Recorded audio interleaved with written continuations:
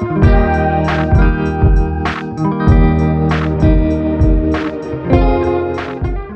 name is Dean Coleman, and I've been invited to visit the university, and it's been a pleasure for me to be here for this orientation ceremony and learn from each of the guests. What distinguished guests have been here for the ceremony today? My advice to students would be to remain curious. I heard once that sometimes as we interact with other people, it's easy to be judgmental, but it is far more beneficial to be curious than judgmental.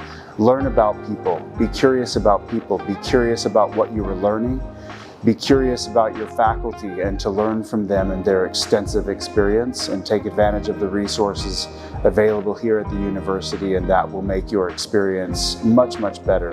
Finally, I would encourage you to remember to have some fun. It's important to enjoy this experience and enjoy learning. This program will be over soon enough and you'll be out into the real world, as they say, and life will be very serious. And so don't forget to have a little bit of fun along the way and to be present in the moment to enjoy the experience that you're going through.